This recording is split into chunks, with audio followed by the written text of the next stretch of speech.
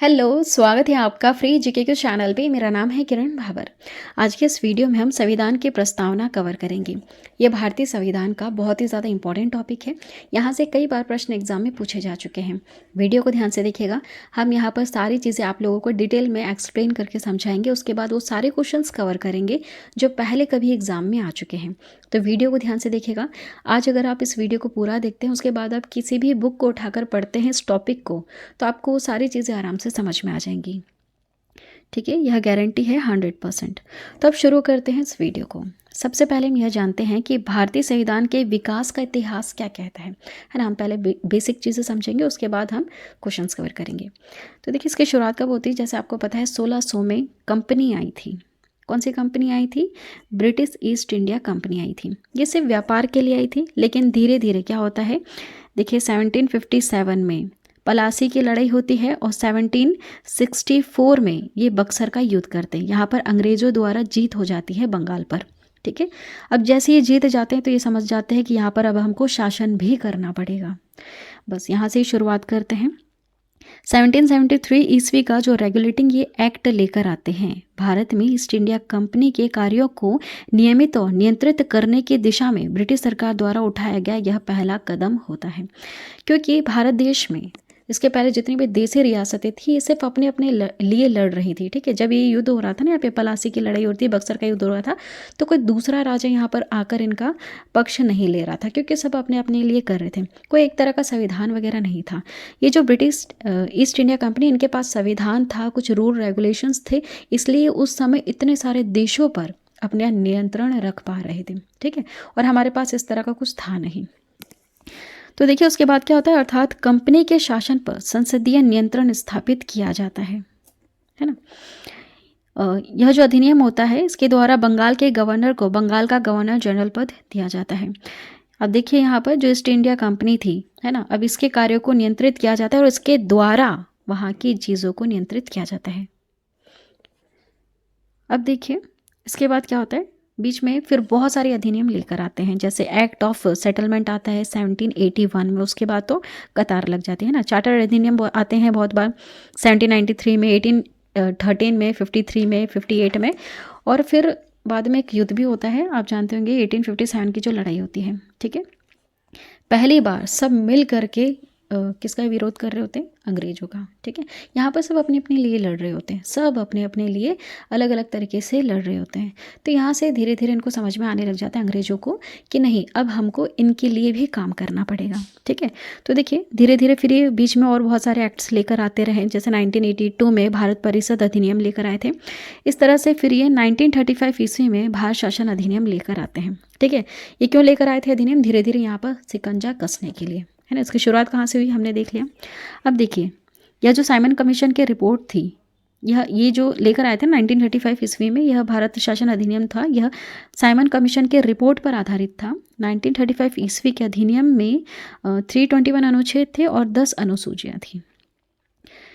ये जो 1935 का जो अधिनियम था, इसके बारे में नेहरू जी क्या कहते हैं उस समय? ये कहते हैं कि यह गुलामी का अधिकार पत्र है। ठीक है, ये लेकर तो आए हैं भारत शासन अधिनियम, लेकिन ये गुलामी का अधिकार पत्र है। एक ऐसी कार है जिसमें ब्रेक तो है पर इंजन नहीं, है ना। ये डायलॉग आपने सुने होंगे, काफ़ी ज़्यादा इंपॉर्टेंट, याद रखिए। ये कब इन्होंने कहे थे? 1935 ईस्वी के भारत शासन अधिनियम जब आया था, उसमें ये कहा था इन्होंने, है ना। ये जो सरकार है, ब्रिटिश सरकार थी, ये सोच रही थी कि नहीं, इनको भी खुश करना पड़ेगा, तो ये इस तरह तरह से बीच में कानून लेकर आती रहती है, ये दिखाने के लिए कि हम आपके लिए अच्छा कर रहे हैं। ठीक है, अब देखिए जो टर्निंग पॉइंट आता है, ये होता है टर्निंग पॉइंट बहुत ही ज़्यादा महत्वपूर्ण, क्योंकि लड़ाइयाँ तो चल ही रहे थे। गांधी जी बहुत सारे तरह तरह के आंदोलन कर रहे होते हैं, सिर्फ गांधी जी नहीं, तमाम ऐसे क्रांतिवीर थे जो यहाँ पर आंदोलन करते हैं। ठीक है, टर्निंग पॉइंट जो था वह था द्वितीय विश्व युद्ध। 1 सितंबर 1939 से 2 सितंबर 1945 तक जो द्वितीय विश्व युद्ध चलता है, उसमें ब्रिटेन की जो सेना होती है वो भी वहाँ पर लड़ रही होती है। तो बस ये एक टर्निंग पॉइंट होता है। और बहुत सारे आंदोलन जो भारत देश में चल रहे होते हैं वो भी होता है। गांधी जी कह देते हैं करो मरो, या फिर बहुत सारे वो नारे लगा देते हैं ना कि भारत छोड़ो आंदोलन। ठीक है, तो क्या होता है, जो द्वितीय विश्व युद्ध होता है, इसके प्रभाव ने ब्रिटिश साम्राज्य को कमज़ोर कर दिया और ब्रिटेन के लिए अपने उपनिवेशों पर वो नियंत्रण रखना उनका कठिन हो गया ना। क्योंकि उस समय ब्रिटेन से भारत देश में नहीं, तमाम ऐसे देश थे बहुत सारे जहाँ पर ये कंट्रोल कर रहा था। क्यों कंट्रोल कर रहा था, मैंने आपको बताया, इनके पास संविधान था। संविधान के तहत इनके पास एक आइडिया था कि किस तरह से दूसरों के ऊपर राज किया जा सकता है। और भारत देश में ऐसा कुछ नहीं था, सब अपने अपने लिए लड़ रहे थे, इसलिए कोई भी आता था और हमारे ऊपर राज करके चला जाता था। ठीक है, अब देखिए 11 दिसंबर 1946 को 11 दिसंबर 1946 को आप देख सकते हैं, जब द्वितीय विश्व युद्ध हुआ और जब ये पूरी तरह से कमज़ोर पड़ जाता है, उसके बाद हम कह देते हैं ठीक है, भारत छोड़ो आंदोलन हो जाता है। उसके बाद ये जो सरकार होती है, ब्रिटिश साम्राज्य होता है, ये कहता है चलो ठीक है, अब तुम खुद अपने देश को संभालो, है ना। तो देश को अब संभालना है तो तुम्हें खुद को अपना संविधान बनाना होगा। बस यहाँ से प्रोसेस शुरू होती है। 11 दिसंबर 1946 को डॉक्टर राजेंद्र प्रसाद संविधान सभा के स्थायी अध्यक्ष निर्वाचित होते हैं। ठीक है, संविधान सभा की जो कार्रवाई है यह 13 दिसंबर 1946 को पंडित जवाहरलाल नेहरू द्वारा पेश किए गए उद्देश्य प्रस्ताव के साथ प्रारंभ होती है। ये जो उद्देश्य प्रस्ताव लेकर आए हैं इसी को ही प्रस्तावना कहते हैं। ठीक है, देखिए जो बाद में जाकर भारतीय संविधान की प्रस्तावना बन जाता है। संविधान सभा में इसको पारित किया जाता है 22 जनवरी 1947 को। आप यहाँ पर डेट थोड़ा सा ध्यान दीजिएगा। ठीक है, यहाँ पर देखिए 11 दिसंबर 1946 को संविधान सभा के स्थायी अध्यक्ष निर्वाचित होते हैं कौन, डॉक्टर राजेंद्र प्रसाद। यहाँ से चीज़ें शुरू हो जाती हैं 11 दिसंबर 1946 से। 46 आप देखिएगा यहाँ पर भारत पाक अभी अलग नहीं हुआ है ना। तो ये जो संविधान तैयार हो रहा था ये भारत पाक के लिए हो रहा था, है ना। जो पाकिस्तान है वो तो बांग्लादेश का ही अपने में ले रखा था उस समय। तो ये इन चीज़ों सबके लिए मतलब ये संविधान बना रहे थे हम। फिर क्या होता है बीच में 1947 में ना, मुस्लिम लीग के बारे में आप जानते होंगे, इन्होंने अपने लिए अलग प्रतिनिधित्व, अपने लिए अलग निर्वाचिका मंडल, सब कुछ मतलब अपने लिए अलग करना चाहते थे, क्योंकि सिर्फ भारत देश में यही लड़ाई नहीं चल रही थी। अंदर की जो बात थी वो यह लड़ाई हो रही थी, जो हिंदू संघ था वो भी लड़ रहा था और मुस्लिम संघ, दोनों ये आपस में भी कहीं ना कहीं लड़ रहे थे।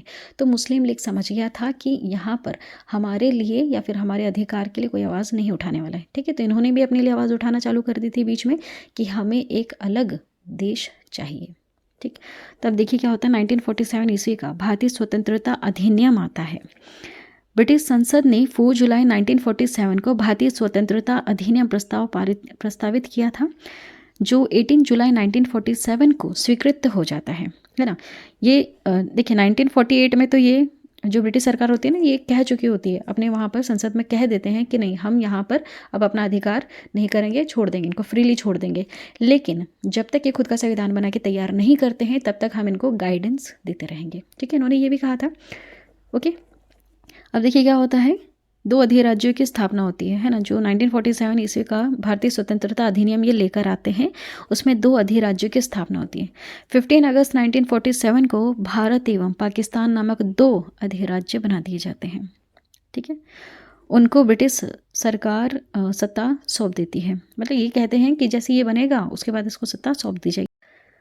अब देखिए यहाँ पर एक बहुत ही बड़ा टर्निंग पॉइंट आता है। जैसा अभी हमने पढ़ा था 11 दिसंबर 1946 को डॉक्टर राजेंद्र प्रसाद संविधान सभा के स्थायी अध्यक्ष बनाए जाते हैं।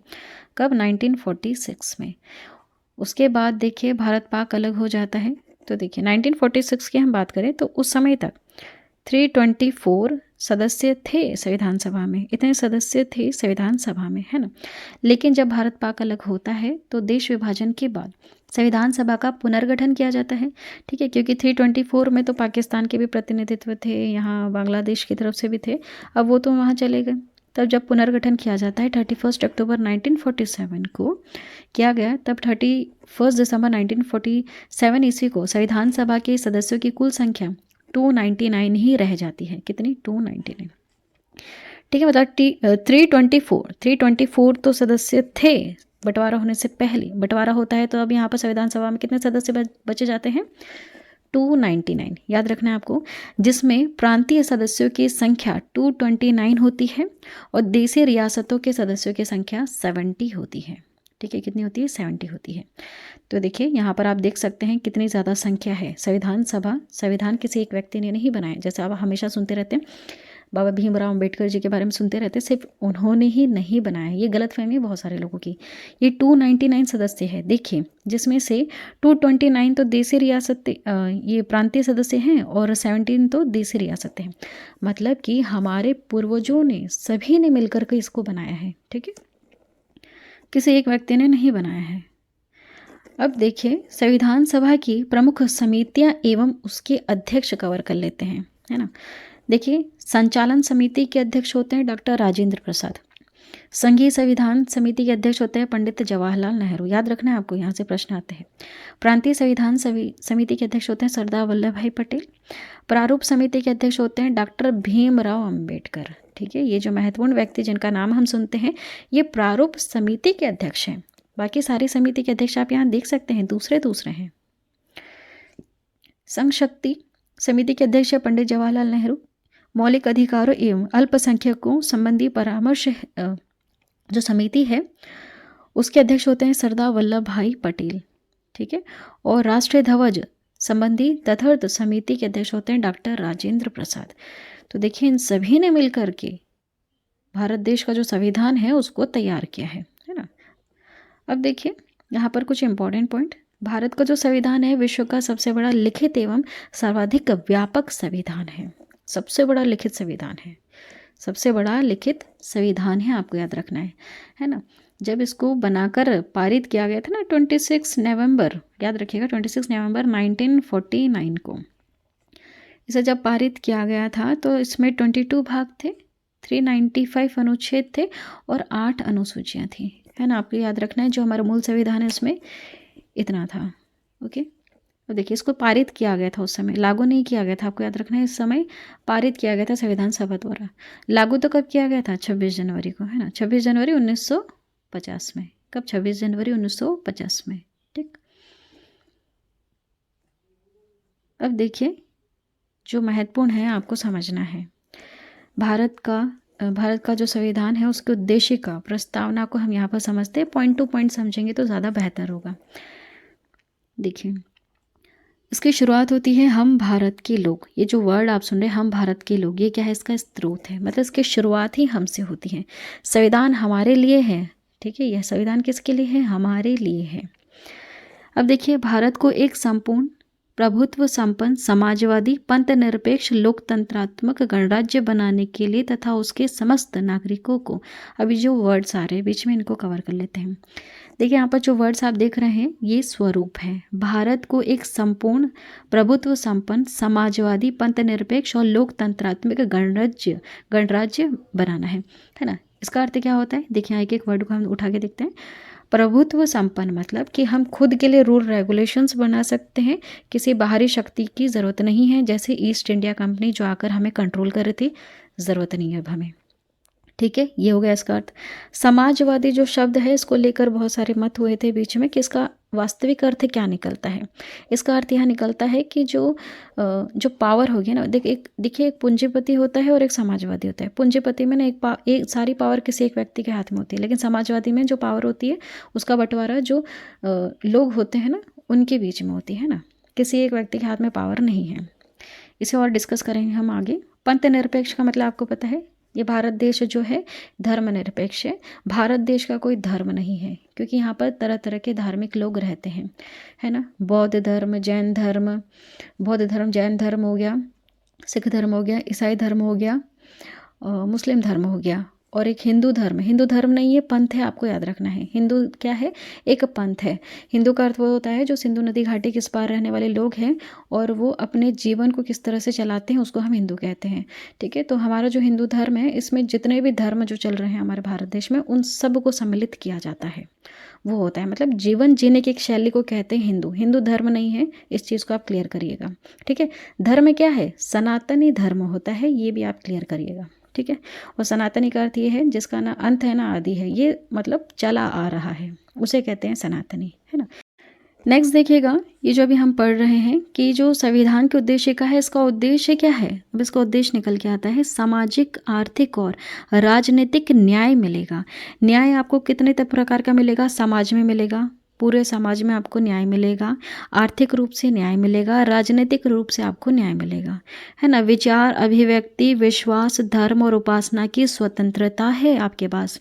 आपके विचार कैसे हैं आप व्यक्त कीजिए। अभिव्यक्ति की आपको स्वतंत्रता है, अनुच्छेद 19 आपको स्वतंत्रता देता है।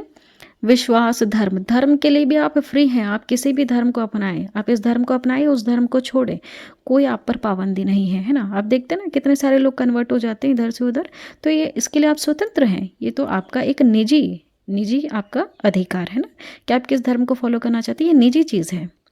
आप किसकी उपासना करना चाहते हैं, आपका निजी निजी विषय होगा। आप चाहे कृष्ण को माने या चाहे आप राम को माने, ये आपका निजी निजी है ना। देखिए, प्रतिष्ठिता और अवसर की समता प्राप्त करने के लिए तथा उन सब में व्यक्ति की गरिमा और राष्ट्र की एकता और अखंडता सुनिश्चित करने वाले बद्धता बढ़ाने के लिए हम इसको दृढ़ संकल्प होकर अपनी इस संविधान सभा में आज तारीख 26 नवंबर, याद रखिएगा 1949 में, है ना, क्योंकि इसको पारित कर दिया गया था 1949 में, है ना।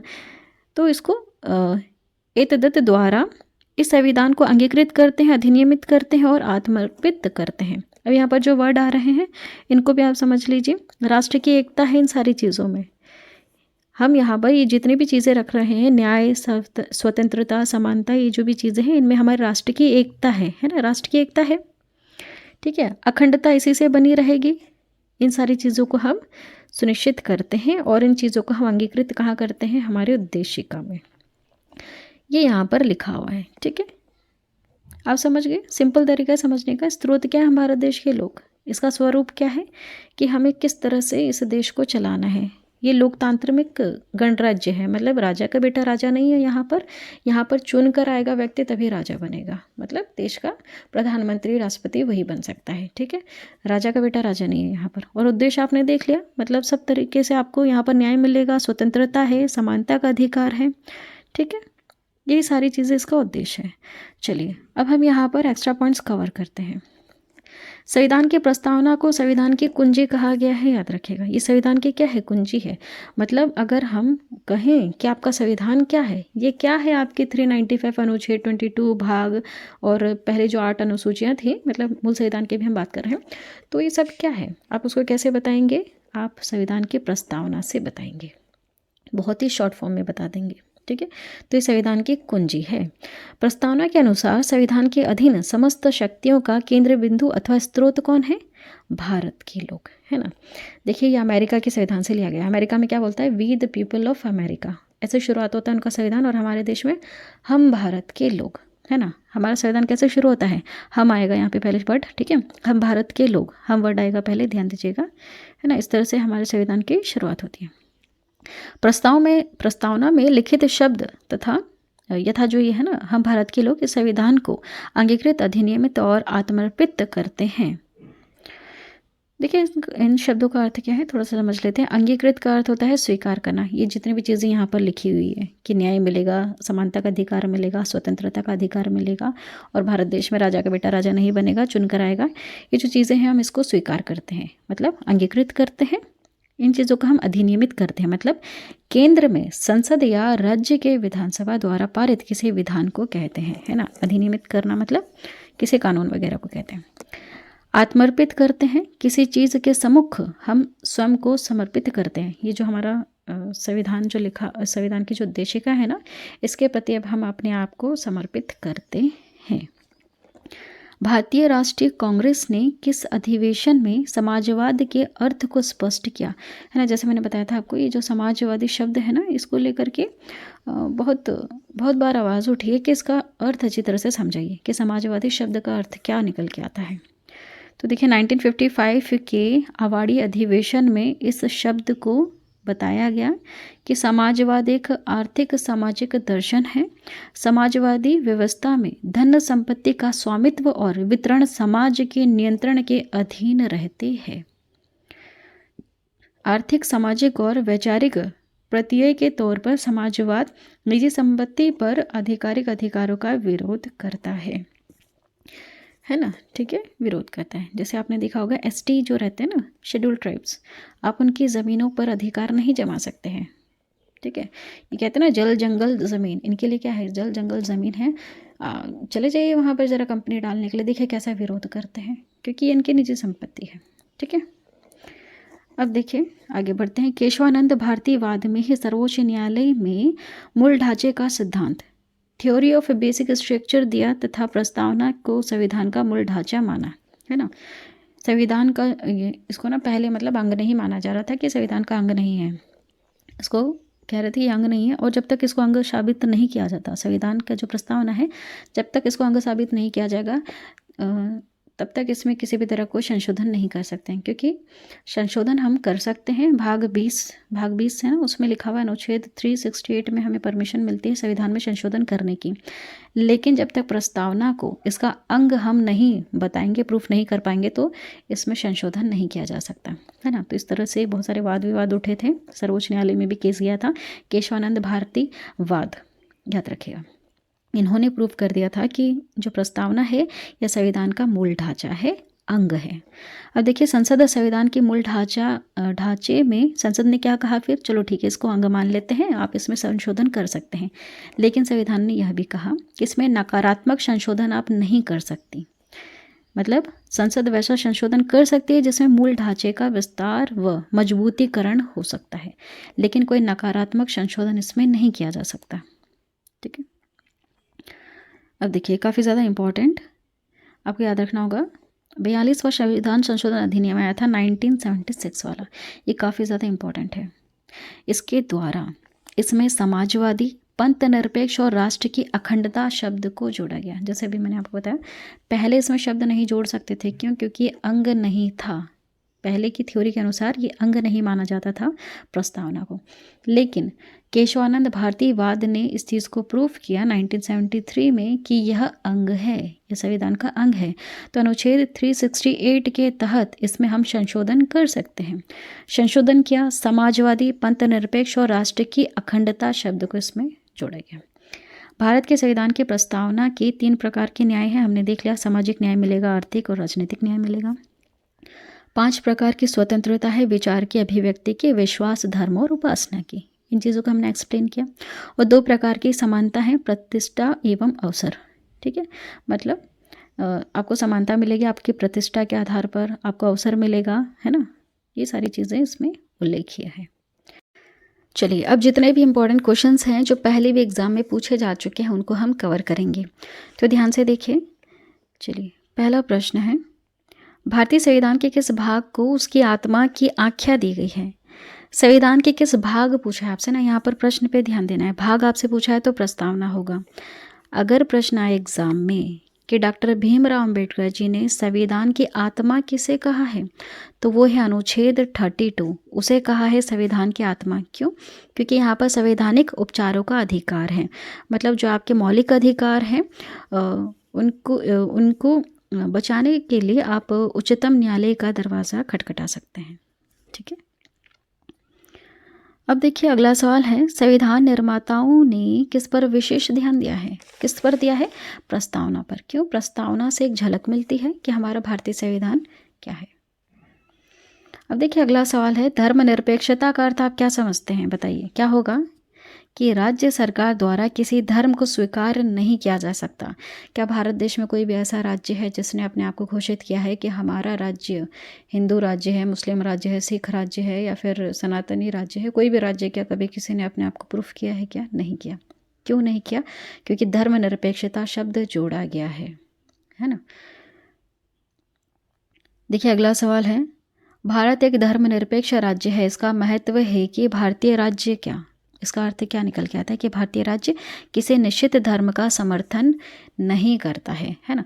तो जो भारत देश के जो भी है प्रधानमंत्री, राष्ट्रपति या फिर जो भी संवैधानिक पदाधिकारी बनते हैं, तो इनका ये अपना एक जिम्मेदारी है कि अगर उस पद पर है तो कभी भी धर्म शब्द का इस्तेमाल ना करें अपनी राजनीति चलाने के लिए, है ना। आप देख सकते हैं ना संविधान में लिखा हुआ है, ये अगर ये लिखा हुआ तो इसका अर्थ क्या निकल के आता है कि क्योंकि इन्हें जो अधिकार मिला है, अगर इन्हें प्रधानमंत्री बनाया गया है, राष्ट्रपति बनाया गया है या फिर देश का मुख्यमंत्री बनाया गया है, तो बनाया ही आपको संविधान के आधार पर बनाया गया है ना।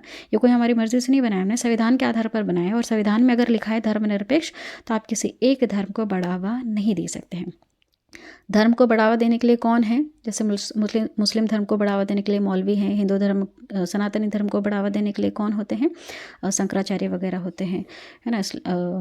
ईसाई धर्म को बढ़ाने के लिए फादर होते हैं, बौद्ध धर्म को बढ़ाने के लिए बौद्ध धर्म गुरु होते हैं। इस तरह से उनके गुरु होते हैं, ये किसी नेता वेता का काम नहीं होता है। इस चीज़ को आप ध्यान रखिएगा, है ना, क्योंकि ये संविधान में लिखा हुआ है। अब देखिए गणतंत्र होता है, गणतंत्र का अर्थ क्या निकल के आता है कि राज्य जहाँ पर अध्यक्ष वंशानुगत रूप से ना हो, वही राजा का बेटा राजा नहीं होगा। गणतंत्र, गण मीन्स जो हम हैं, ये जनता को कहते हैं गण, और तंत्र मतलब जनता का शासन होगा। यहाँ पर जनता का शासन होगा।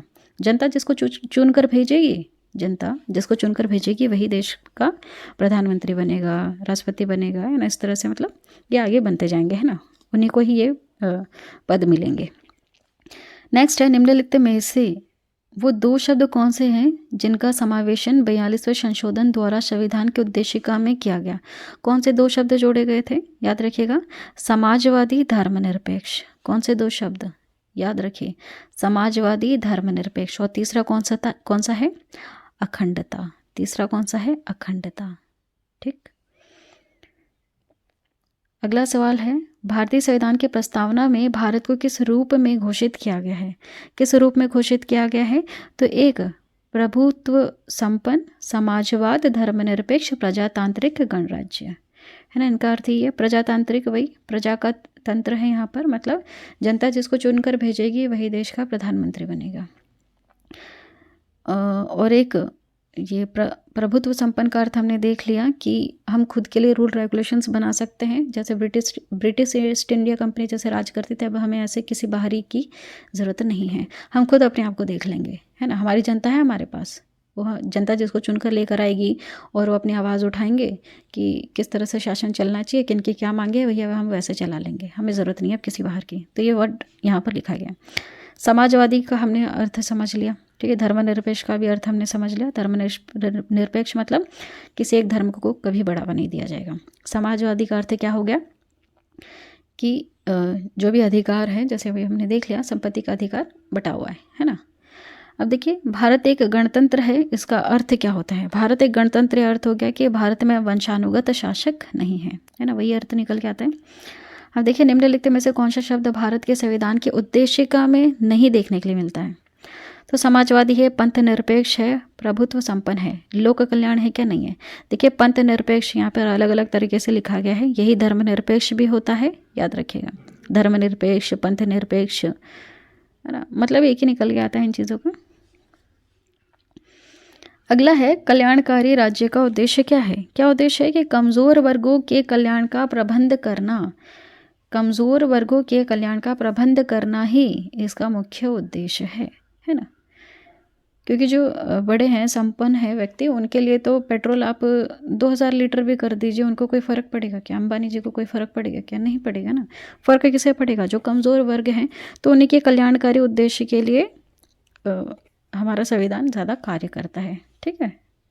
वैसे सबके लिए है संविधान, तो ऐसा कुछ नहीं है। यहाँ पर देखिए प्रश्न है, भारत को एक गणराज्य मुख्य रूप से माना जाता है, क्यों। क्योंकि राज्याध्यक्ष का चुनाव होता है ना। गणराज्य, गणराज्य हो गया, प्रजातंत्र हो गया, गणतंत्र हो गया, बात एक ही है।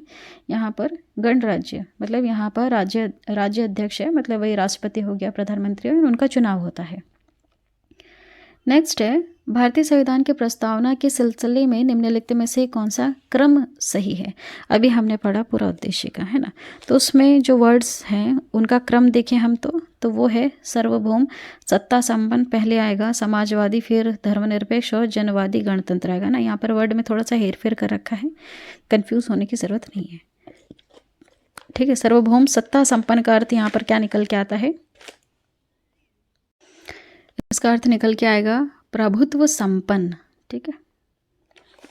चलिए, अगला सवाल है, भारत में मौलिक सार्वभौमिकता है क्योंकि संविधान की प्रस्तावना कहाँ से प्रारंभ होती है। हम भारत के लोग शब्दों से शुरू होता है ना। हमारा संविधान कैसे शुरू होता है, हम भारत के लोग शब्दों से शुरू होता है, ये इसका मुख्य स्रोत है।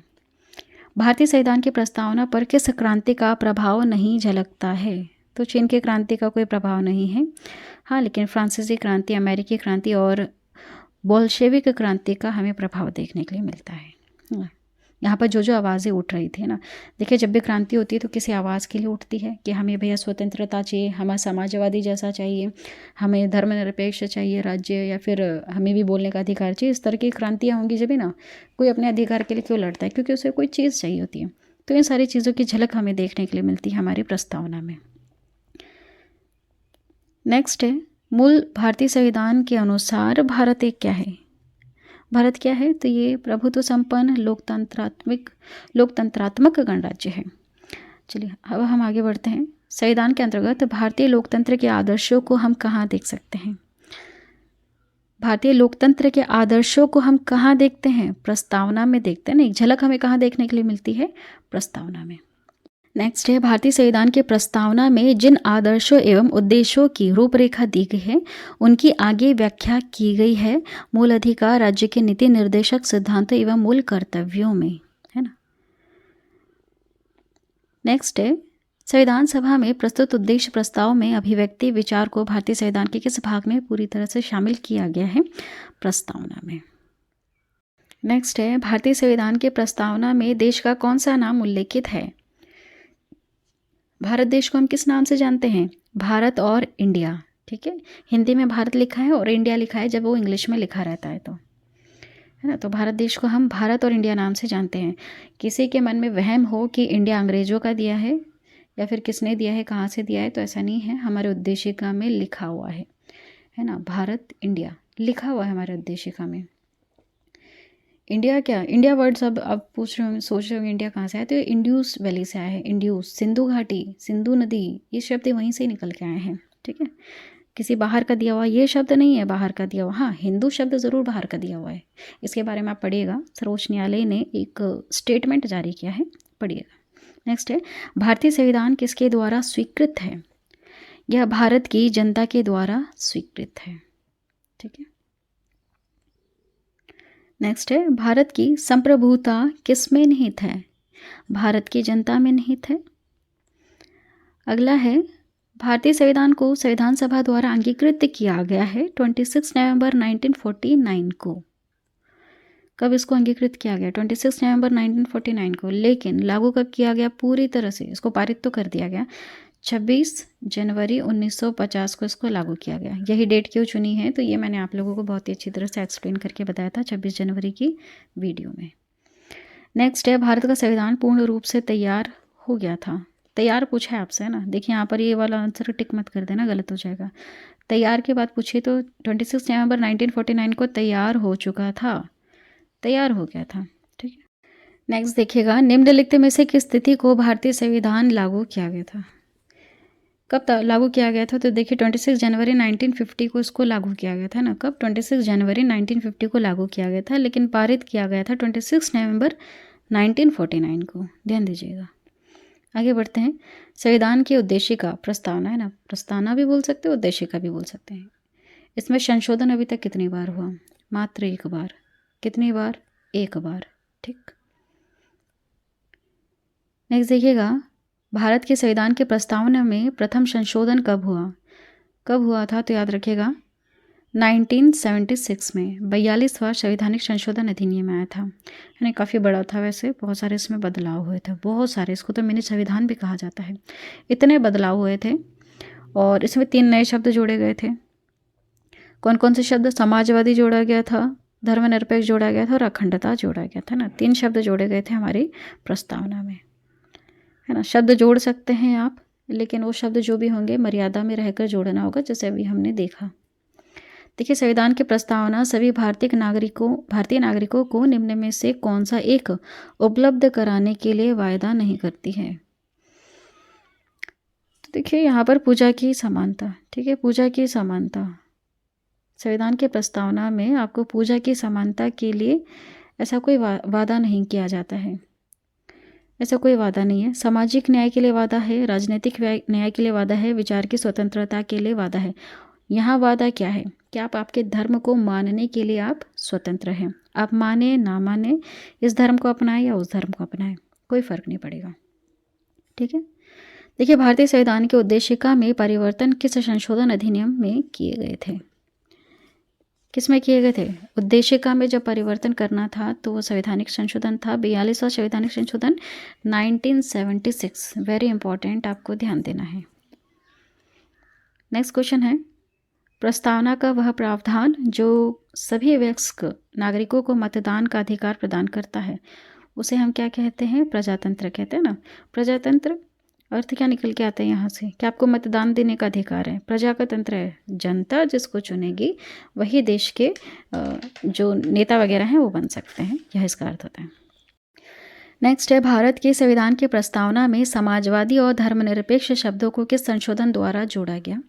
तो वो था 42वां संशोधन अधिनियम। ठीक है, अगला सवाल, भारतीय संविधान लागू हुआ था, कब लागू हुआ था? ये हुआ था 26 जनवरी 1950 को इसको लागू कर दिया गया था। ये सारे प्रश्न आ चुके हैं एग्जाम में, है ना। जितनी बार ये प्रश्न रिपीट होंगे उतनी बार आपके माइंड में फिट होते जाएंगे। भारतीय संविधान के किस भाग में स्पष्ट रूप से घोषणा की गई है कि भारत एक धर्मनिरपेक्ष राज्य है? कहाँ यह घोषणा की गई है? ये भारत का जो संविधान की जो प्रस्तावना है ना, इसमें यह घोषणा है, यह लिखा गया है कि भारत एक धर्मनिरपेक्ष है, क्योंकि यहाँ पर बहुत सारे धर्म के लोग रहते हैं। आप किसका पक्ष लेंगे? एक का पक्ष लेंगे तो दूसरा नाराज़ होगा, दूसरे का पक्ष लेंगे तीसरा नाराज़ होगा ना, और दंगे बढ़ेंगे ऐसे तो बहुत ज़्यादा। इसलिए इसको हमने एक समान माना है कि भैया नहीं, धर्म तो ये आपका निजी विचार है ना। ये जो धर्म गुरु हैं ये वो जाने और आप जाने, आपका मन जाने आपको कौन सा धर्म अपनाना है। ठीक, यहाँ पर कोई राजनेता अपना रोल प्ले नहीं करेगा। नेक्स्ट है, भारतीय संविधान का प्राधिकार स्रोत कौन सा है? तो है भारत के लोग, है ना। स्रोत क्या कहता है? भारत के लोग। हम भारत के लोग से शुरू हो रहा है ये। ठीक है, अब लास्ट में क्वेश्चन हम कवर करेंगे, उसका आंसर आप बताइएगा। देखिए यहाँ पर एक पॉइंट बताना हम आपको भूल गए कि जब दो अधिराज्य बने थे, भारत पाक अलग हुआ था क्योंकि पाकिस्तान धर्म के आधार पर अलग हुआ है, तब यहाँ पर डॉक्टर भीमराव अम्बेडकर जी ने साफ शब्दों में कहा था, क्योंकि धर्म के नाम पर अलग हो रहे हैं, तो जब तक एक एक मुस्लिम या तो पाकिस्तान या बांग्लादेश नहीं चला जाता है, तब तक भारत देश का जो ये बंटवारा है कभी भी पूरी तरह से पूर्ण नहीं माना जाएगा, है ना। जैसे अभी जो मोदी जी कर रहे हैं ना, इनको लगता है आज के हिंदू खतरे में हैं, तो रीज़न ही यही है। उस समय जब एक पढ़ा लिखा व्यक्ति कह रहा था बार बार कि एक एक हिंदू यहाँ आ जाए और एक एक मुस्लिम वहाँ चला जाए, क्योंकि धर्म के आधार पर ही ये हो रहा है, तो जाहिर सी बात है ना, सिंपल सा लॉजिक है। आधे यहाँ आधे वहाँ रहेंगे तो कभी ना कभी तो फ्यूचर में टकराव हो गई। पूरी तरह से मुस्लिम वहाँ चले जाएं तो टकराव होने की संभावनाएं तो हैं ही नहीं, है ना। तो जब कोई पढ़ा लिखा व्यक्ति को समझाता है तो लोगों को मानना भी चाहिए। आज हम उसका देख रहे हैं, आप देख सकते हैं, अगर आज हमें हमारे भारत देश में कुछ भी अगर करना होता है तो दूसरा पक्ष का व्यक्ति प्रोटेस्ट करने आ जाता है ना। तो क्यों आता है, उसका ये भी रीज़न है। खैर, वैसे भारत देश में प्रोटेस्ट करने का अधिकार सबको है ना। तो ये एक बहुत ही एक मेजर चीज़ थी जिसको उस समय की सरकार को ध्यान देना था। कर सकती थी सरकार, चलिए उस समय नहीं कर पाई क्योंकि दंगे वगैरह हो रहे थे, एक दूसरे को मारा काटा जा रहा था, लेकिन भैया 5-10 सालों में तो इस तरह का कोई वो एक प्रारूप तैयार कर सकते थे ना कि हाँ, सारे मुसलमानों को वहाँ भेज दिया जाएगा और सारे हिंदुओं को यहाँ लेकर आ सकते हैं ना। अब CAA लागू किया गया है, अब देखिए इतने सारे लोग प्रोटेस्ट कर रहे हैं, है ना। तो ये है, काफ़ी समय बाद समझ में आया सरकार को कि नहीं, NRC तो लागू करना पड़ेगा, UCC लागू करना पड़ेगा, CAA लागू करना पड़ेगा। ठीक है, अब समझ में आ रहा है, इतने समय बाद देश आज़ाद हुआ, 75 साल बाद समझ में आ रहा है। देखिए आप, उस समय की सरकार अगर सही से एक्शन ले लेती तो आज देश की जो स्थिति है वो थोड़ी अलग रहती है ना, क्योंकि मेन मुद्दा क्या है, भारत देश में लड़ते क्यों हैं लोग, आपने देखा है। चलिए लास्ट वाला क्वेश्चन आपके लिए, संविधान निर्माताओं ने किस पर विशेष ध्यान दिया है? किस पर दिया है बताइए, आंसर क्या होगा? चलिए आज की वीडियो में इतना ही, है ना। आज की जो वीडियो थी उसका मुख्य उद्देश्य हमारा यही था आपको बताना कि भारत देश का जो मुख्य स्ट्रक्चर जो आप देख रहे हैं ना, कि हमारा भारत देश आज जो विश्व में इतना शक्तिशाली बनकर उभर रहा है, या फिर इतनी जो इसकी तारीफ़ें जो आप सुन रहे हैं ना, तो उसका बेसिक स्ट्रक्चर ही हमारे भारत देश की प्रस्तावना है। भारत देश का अगर एक एक नेता इन चीज़ों को ध्यान में रखते हुए अपना कार्य करेगा तो भारत देश हमारा बहुत ही ज़्यादा पावरफुल बन सकता है। चलिए आज के वीडियो में इतना ही। आई होप यह वीडियो आपको समझ आई होगी। जितना भी सिंपल तरीके से हम आपको समझा सकते थे, जितने भी पॉइंट्स आपको हम रिलेट करके समझा सकते थे, मैंने वो सारी कोशिश की। मेरा उद्देश्य है आप लोगों को समझाना। तरह तरह के हमने यहाँ पर आप लोगों को उदाहरण दिए हैं। ठीक है, अगर कोई उदाहरण आपको बुरा लगता है तो दिल पर लेने की ज़रूरत नहीं है। मैं यहाँ पर सिर्फ एक शिक्षिका का ही रोल प्ले कर रही हूँ। ठीक है, कोई निजी मेरा कुछ यहाँ पे नहीं है। जो लिखा हुआ है, जो हमारा संविधान कहता है, वही सारी चीज़ें हमें आपको यहाँ पर समझाइए। चलिए आज की वीडियो में इतना ही। आई होप यह वीडियो आपको पसंद आई होगी। पसंद आई तो चैनल को सब्सक्राइब कर देना और बेल नोटिफिकेशन आइकन पर ऑल प्रेस कर देना। चलिए वीडियो को पूरा देखने के लिए थैंक यू सो मच।